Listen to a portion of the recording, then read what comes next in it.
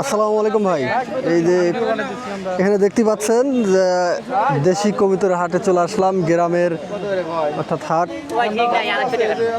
এই যে এখানে দুইটা বাচ্চা দেখতে পাচ্ছেন, 250 টাকা জোড়া। আসলে গ্রামে খুবই কম দাম, রিজনাল প্রাইস।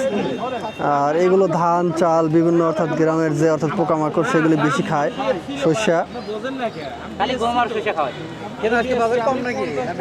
না বাজার আছে কম আজকে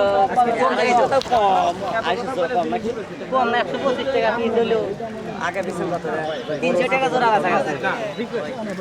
এই যে দেখতে পাচ্ছেন এটা হলো আমাদের ব্যাপারী অর্থাৎ যারা পাইকারি অর্থাৎ কিনে তারপর এরা বিক্রি করে ফিক্স প্রাইসে।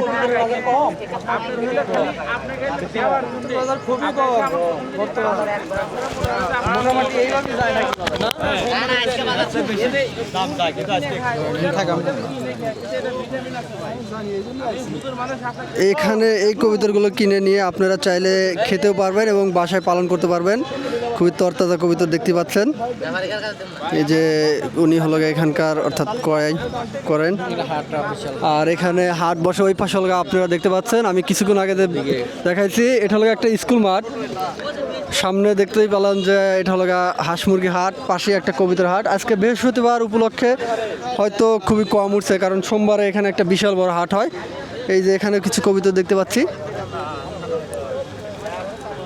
এখানে বেশিরভাগ অর্থাৎ কবুতরগুলো দেশি অর্থাৎ গ্রাম থেকে আসে, কারণ এই বাজারের আশেপাশে সম্পূর্ণ গ্রামে যারা দু একটা করে শখ করে কবুতর পালন করে তারাই শুধু বিক্রি করে।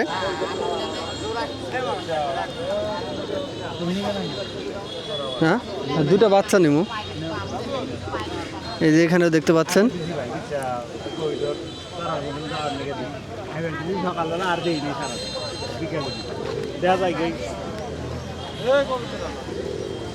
আসলে আজকে খুবই লোকজন কম, কারণ বৃহস্পতিবার হাট হওয়ার কারণে দু একজন লোক আসছে এবং দু একজন হয়তো